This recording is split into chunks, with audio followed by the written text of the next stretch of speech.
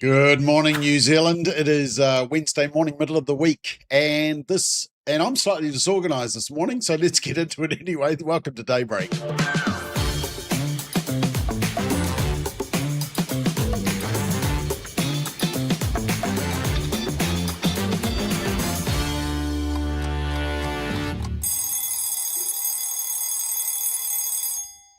It is Wednesday morning and it's the 18th of February. February is quickly flying away, one of the shortest months. Let's just check what's in the newspapers so that you don't have to check the mainstream media. I'll do it for you. So the New Zealand Herald is leading with a pensioner who wins a fight with the NZTA over a $2.60 toll. Yeah, okay.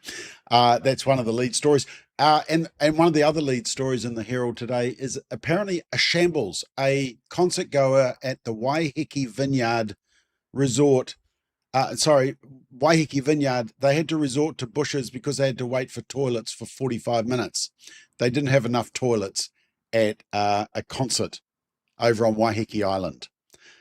Yeah, okay, first world problems there. Right, in Stuff, there's an article about an embattled director's tense investor meeting. Okay, not exactly riveting news, is it? The Post in Wellington, they are talking about Retail New Zealand warning that citizens' arrests could spark more violence in stores. So, if you see someone shoplifting or walking out with the load of stolen goods from the supermarket, you can physically stop them and you won't be liable. So citizens arrest. Retail New Zealand says that could be more violent. I don't think anyone's going to actually do that unless they know they are in the physical dominance, are they? And look, at the end of the day, I think it's a deterrent.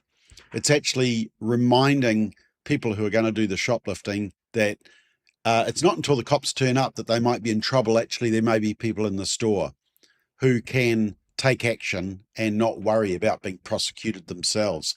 So we're back to a little bit of common sense, a little bit like the perhaps we should get rid of the anti-smacking law and just return to a little bit of common sense, human nature.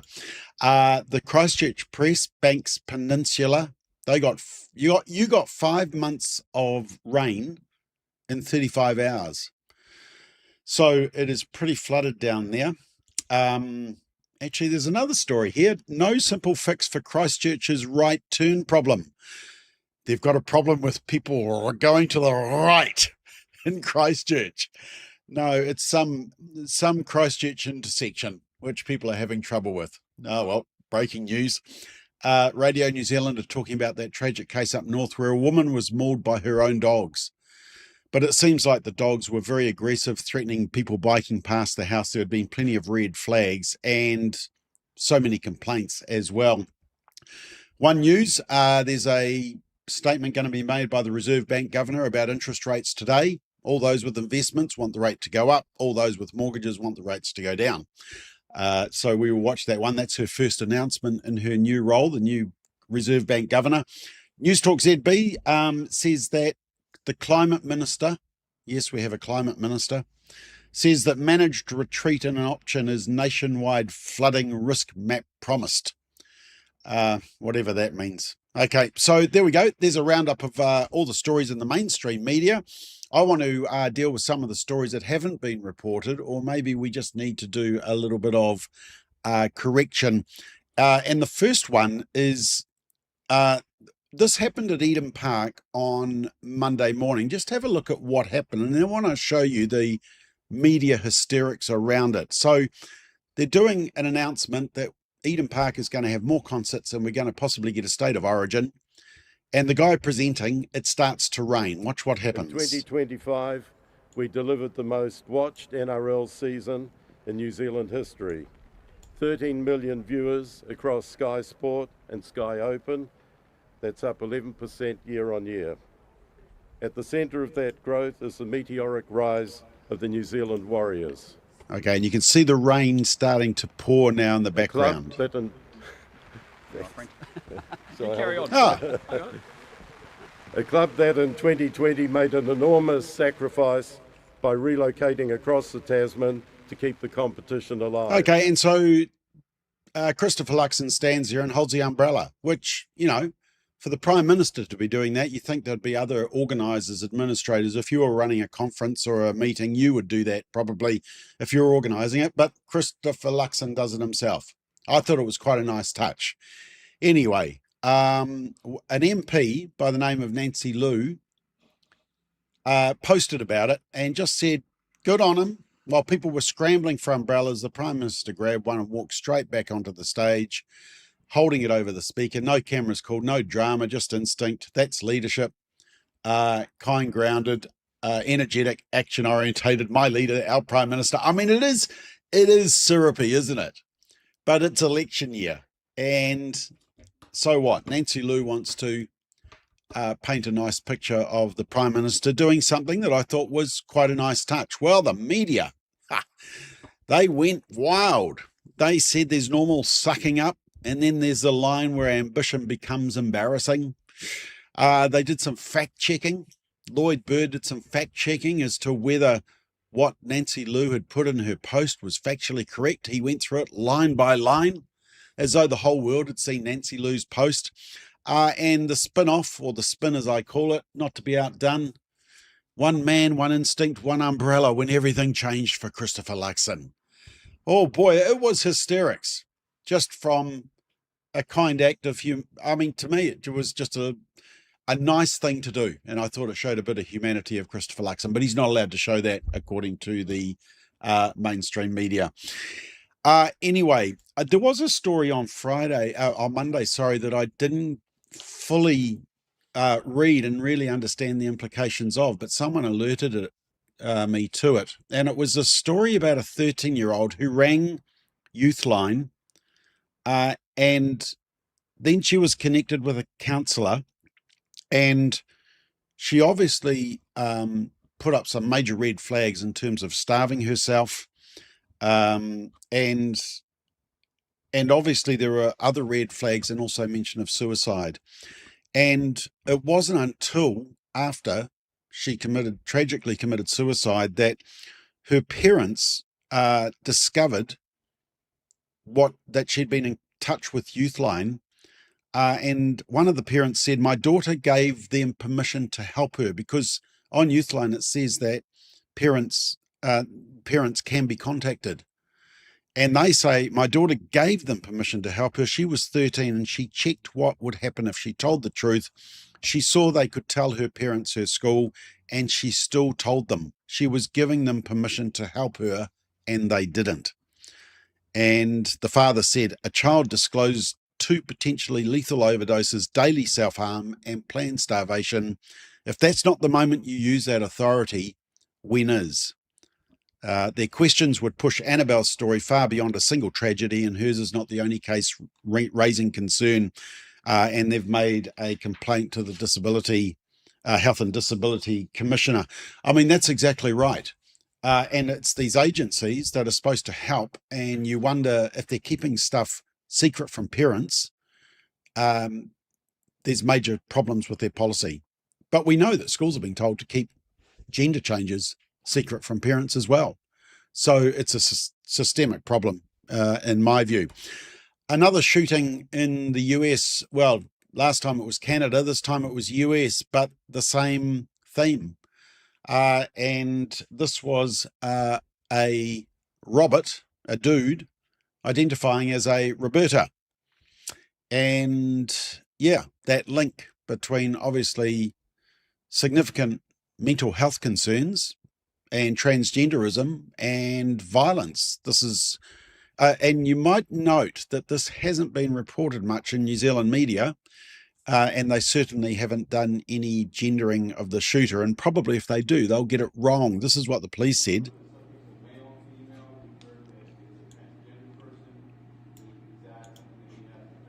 So what I can say right now, that we have identified the person, the suspect, by a birth name. The birth name was Robert Dorgan.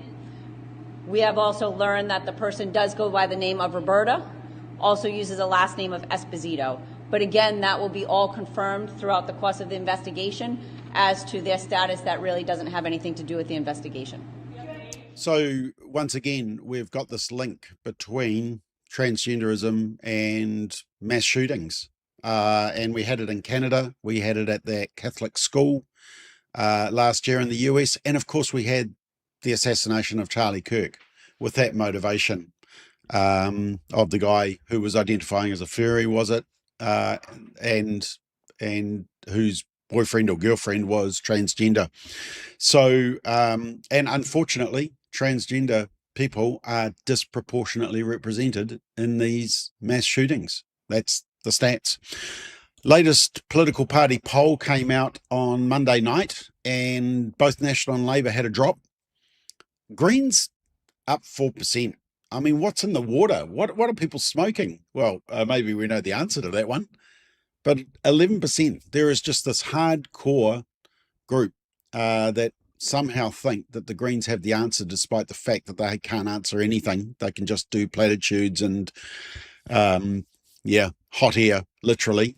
But New Zealand First into double digits. And look, I think Nationals vote are going to New Zealand First and Labour's vote are going to the Greens. The problem for One News is that they do this assumption of what Parliament would look like, and they give to Party Māori, you'll see there on the bottom left, they give to Party Māori 6 seats. But Te Pāti Māori only have 2% of the vote. What One News are doing is this grand assumption that Te Pāti Māori are going to win all 6 or 6 out of 7 Māori seats. Do you think they're going to do that now? I think that's a grand assumption. Te Pāti Māori could be down to 1 or 2 seats if they continue to implode and behave the way they are.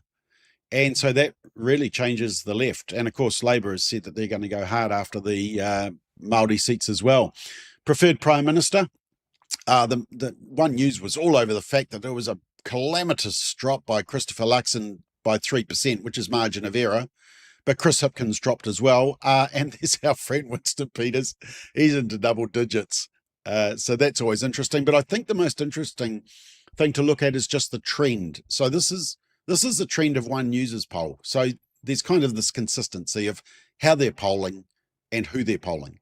And you'll see there that the top line, the blue line, is National, and they just can't win any more mates. They're sort of stuck in this rut, aren't they?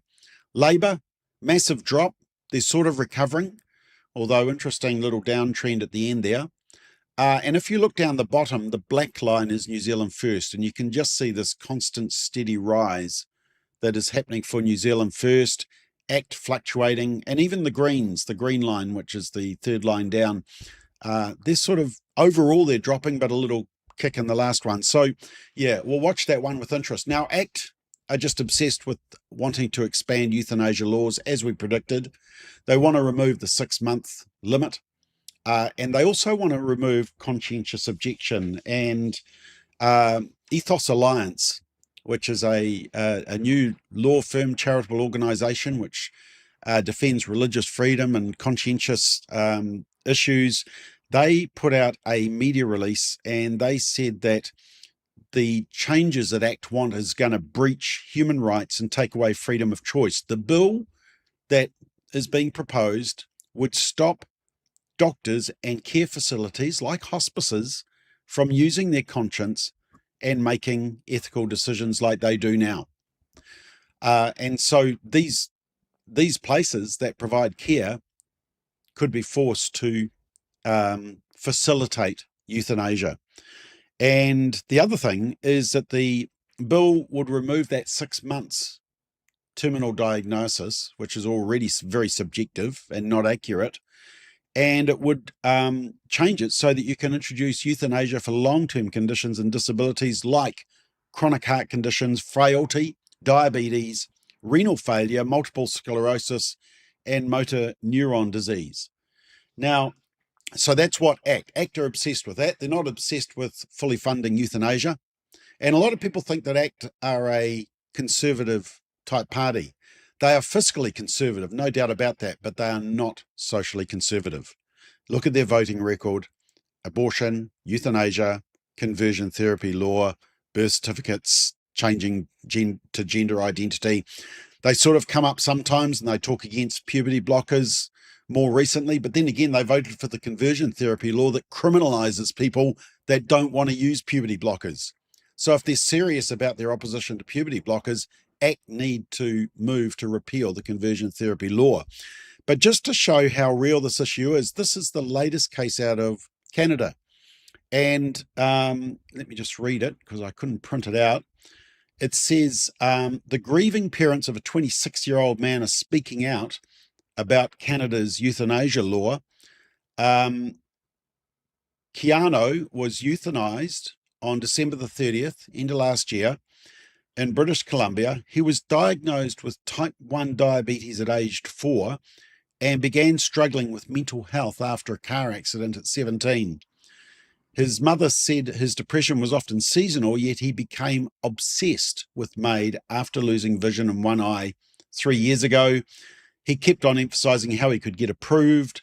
The parents never thought he would get approved, but basically it reports that he shopped around for a doctor who would eventually say yes, and the parents argue that the doctor coached the son what to say so to get across the line. So that's the danger of euthanasia, and we just need to look to Canada and see the effect of that and just how far it will go, the slippery slope. All right. Now, last time we talked, we did talk about Hillary Clinton at the Munich Security Conference. Do you remember that? On Monday, and she was running a women's panel, and she introduced a senator from the US who wasn't a woman. It was actually a man identifying as a woman, but it was all about securing rights for women. Well, anyway, she was at another panel, and she had a clash with the Deputy Prime Minister of Czechoslovakia, Peter Masinka, I think is how you say it. And Masinka is going on about the woke revolution, having a go at Hillary Clinton. He finishes with this line at the end. I'm sorry that it makes you all nervous that he's challenging the wokeness, but just have a watch. We saw the cancel culture. We saw the woke revolution. I don't agree with the gender revolution, the climate alarmism. Which gender? Women having their rights? No, let Peter go on. I think there are two genders. So, but some of us think that there is more than one, or more than two gender. I think there is male and female, and the rest probably is a social construct. So this is something that went too far. But does that justify selling out the people of Ukraine who are on the front lines dying to save their freedom and their two genders, if that's what you're worried about? Can I please finish my points? I'm sorry that it makes you nervous. I'm really sorry for that. It makes me nervous. It makes me but seriously. Yes. Anyway, that was a great little debate happening. I mean, when you think about Munich Security Conference, you're thinking about security, as in from countries that want to attack or military attacks. You're not thinking about introducing dudes as women for women's rights and arguing about the fact that there are two genders. But there we go. Now, the other thing is Pauline Hanson in Australia is doing very well with One Nation, polling very well. And she made some interesting comments just about the abortion issue and the Born Alive, which has been exposed in Australia. And of course, we have shown that it's happening in New Zealand as well. Babies surviving abortions, but left to die. And Pauline Hanson, obviously pro-life on this issue. I tell you what, the abortion issue is very important to a lot of Australians, and I've actually had my concerns about it greatly. When you can have an abortion up to the day before the birth of the child, it is great concern to a lot of Australians, and especially to see those children are still alive after an abortion and left to die without any help or assistance. What have we come to in this country? Where's our humanity? Why don't we actually look after that child then? Why don't we give it to those parents that want a child and can't have one? I think it's disgusting. Yeah, so there we are. Some good comments from Pauline Hanson. It's just a pity that the Liberals and National Coalition can't get their act sorted out and start acting like a centre-right social conservative party in Australia, which is why Anthony Albanese is laughing all the way to the electorate, isn't he? Because there's no opposition at the moment. They're still trying to sort out their leadership. In the UK, there's a new political party, and it seems to be some people have said it's kind of like a going back to Christian nationalism. Restore Britain, it's called, and it's been set up by a guy who was with Reform, which was Nigel Farage's party, and now he's set up a new one, and it says that the party platform emphasises national identity and cultural policy, including support for Britain's Christian heritage, stricter limits on religious legal frameworks, and proposals to ban certain religious practices and garments. So it seems like, yeah, that's Christian nationalism, isn't it?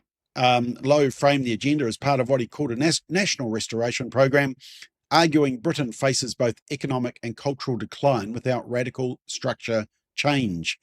Well, it's easy starting a party. It's much harder getting votes. This is the guy that started it. Everybody, forgive my slightly scruffy farm attire, but I've got some excellent news for all those who are following what we're doing at Restore Britain. We've just gone through 50,000 members, which is absolutely fantastic. It shows that people are following what we're doing and they are supportive of what we're doing, which I just can't thank them enough for. What I would say is that it's now, you can't rely on a small group of people to carry the burden of what needs to be done. So I appeal to all of you, join us in as many numbers as you can. Okay, so interesting numbers there, but long way to go. And like I say, it's a pity they don't all get in behind Reform and unite, and that will get them across the line, because Nigel Farage seems to have the numbers at the moment, and he has the profile. A lot of people don't know this guy. What was his name? I don't know the guy's name either. Rupert Lowe. He's a British MP. Anyway, speaking of conservative leaders, Japan, Sane Takaichi, is that how you say it? I thought it was just interesting reading a little background, because she's just won a super majority. She didn't have enough MPs for a decent majority, so she called a snap election, and she got even more. Ironically, I was reading the report about her, and this is why either you won't hear the media talk about her or they won't be too complimentary. It's because she appears to have one of the most positive relationships with Trump, hitting it off with the US president when he visited Japan days after she took office. And Trump has called her a strong, powerful, and wise leader. And generally, US presidents don't endorse candidates in other countries' elections. But one thing that I was fascinated by is that she is a motorbike enthusiast and a heavy metal drummer. Doesn't look like a heavy metal drummer, does she? And it's a refreshing change of pace in Japan's male-dominated politics. So very male-dominated in Japan for the political side of things. But despite having traditionalist views that are not always seen as advancing women, she has appointed just 2 members in her cabinet. So she doesn't believe in the gender equality. She seems to be appointing on merit, which is kind of refreshing, isn't it? So that's another lean to the right for Parliament. Look, I'm fast running out of time. I did want to touch on just stuff got blasted again by the Media Council, because I did a story on a company, a Kiwi beverage franchise, and basically they were told that stuff had failed to meet fairness requirements by omitting key context, not seeking comment on several serious allegations, and presenting disputed claims without proper balance. I mean, for mainstream media to be doing that is, I mean, that's embarrassing. And that's just shoddy editorial oversight, isn't it? When there are so many problems with the story that you have done. Now, a couple of stories. I'm just watching my time. One of the big stories yesterday was about the fact that our birth rate, here's my piece of paper, births to under 25s has sunk to a record low proportion. Now, I have shown it in this graph. So basically, 20 to 25s, which were the most common period for starting to become a mum, for having babies, it's the yellow line up the top there, and I've circled it in red, and it's dropped right down. Actually, let me just enlarge that for you. There we go. In 1970, it was right up, almost 40% of births were to 20 to 25-year-olds, 24-year-olds, and it has sunk down to that red out the right-hand side. And what are the ones that have increased? It's the green. Can you see the green on the left there? That is 30 to 34-year-olds. And that has increased significantly. So in other words, and here's the reason, women aren't getting married, so the marriage rate has dropped, and they're delaying childhood, maybe because of cost, maybe because of career. And so, as I've shown in previous graphs, 30 is the new 25. You can see there the blue line is all Kiwi mums, and the median age is around 31. So we are delaying it. There's the graph showing that the orange line is that 30-year-olds and blue line is 20-year-olds. Mums are more likely to have children in their 30s. But of course, you've got all the issues of the biological clock, etc.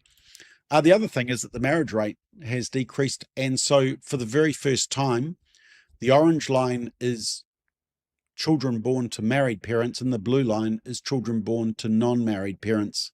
And for the first time in the last census, it was the blue line was above the orange line. You can't see it because it's so tight there. But for the first time, more children are born to parents who are not married than are married. And yet we know the benefit. The research is clear about the benefit of mum and dad being married, committed to each other, having that covenant relationship, and committed to raising the children. Look, it's not perfect because we aren't perfect as people, but it's the best model. And look at down the bottom there, 1961, 95% of children were born to married couples. And now it is less than 50%. So, yeah, we've got a problem. Now, interestingly enough, we've got a problem with birth rate, and we've got an aging population. So New Zealand has a demographic problem. In France, they are going to send a government letter to every 29-year-old reminding them to start family planning. And that's not the family planning that we talk about in New Zealand, which is killing the unborn child, not Family Planning Association. This is planning your family before it is too late. Now, the only problem for that, somebody sent me this through, is that in France, the number of, there's been a considerable rise in abortions. It has gone up from 216,000 2 years ago to 232,000. So here's the government saying, we want you to have babies, but then they're facilitating the killing of the unborn child. So yeah, France are a little bit muddled. All right, I'm just about out of time. I will show you a very funny select committee question line that was happening in the United States on abortion. I'll show you that on Friday, but I do want to show you this. Because our good friend Ronnie Clarke received, at the Halberg Awards, he received the award for most memorable moment. And it was when he sang the national anthem at a rugby game, and Caleb, his son, was playing, and Caleb didn't know he was going to sing the national anthem. And they interviewed Caleb and Ronnie at the presentation awards on Monday night. Let me just show you a quick clip of that. From my point of view of the whole thing, it's been a long journey to sort of get back into that black jersey, so I knew I was really going to be sort of emotional singing the anthem. And so, yeah, just having the eyes closed, hand on heart, got through the Māori part, and sort of when hearing the English anthem, or English part of the anthem, I was just like, man, this voice sounds so familiar. And throughout the whole thing, I had sort of Wallace on my left and Tamaiti on my right, both sort of patting me and then like hugging me a lot tighter. And I just thought they could already see me crying. They were like, oh, it's all right, bro, welcome back. But there's sort of a moment there where I open my eyes and I turn and look at the screen and see Dad singing the anthem real proudly. And I think for me, I get emotional about it, just, you know, seeing Dad, who helped me throughout a low time throughout that year, sort of get back to the pinnacle of putting on the black jersey and looking to the corner and seeing him again, sort of in that high moment. So just shows just the awesome thing about family and family support. So yeah, it was real special. Caleb, dear oh dear, that's too much. But you must be incredibly proud, and you seem so proud when you were singing the anthem. But then the whole occasion, just speak to that. A sold-out Eden Park crowd. It was a very important match, obviously. And then your son scores the opening try for the All Blacks. It must have been pretty surreal. Well, it's actually quite incredible. When I'd finished singing and I stepped down, I just thought, oh, the job is done. I just thought as I was walking off the field, just to turn to my right, because I hadn't seen him, we hadn't connected, and then as soon as he looked over and we kind of connected, we saw each other, and him running over to me, that just took us right out of that whole sporting environment. It took us into family, and we embraced each other, and just that father-son thing was just incredible. And he said to me, Dad, you didn't tell me. And I said, of course, I wanted you to be ready, but now it's your turn, son. Get out there and do your best. And so I walked up feeling really proud about the moment. I got the anthem done. It was incredible. And then I thought I'd stop and watch the haka. But by the time I got upstairs, I looked, amazing, we're 5-0 up. That's incredible. I can't believe it. And I walked over to Ciala, and Ciala says to me, that was your son that scored the first try. And I thought, wow, that's just incredible. Couldn't have written it to a better script. It was incredible. Yeah. Very inspiring, wasn't it? Apparently it was pretty emotional at the Halberg Awards as well. But what I found interesting is that this is the most memorable moment award. And there were all these sporting moments in terms of achievement. And yet it was a family first moment that won the award. And so to Ronnie Clarke and Caleb Clarke, thank you for that. A great moment. All right, we are out of time. Simon will be here tomorrow at 7:30, and I'll be back on Friday. Political playback tomorrow night at 5. So we'll check out the political world and figure out what the politicians are up to. Anyway, thank you for watching. Have a great day.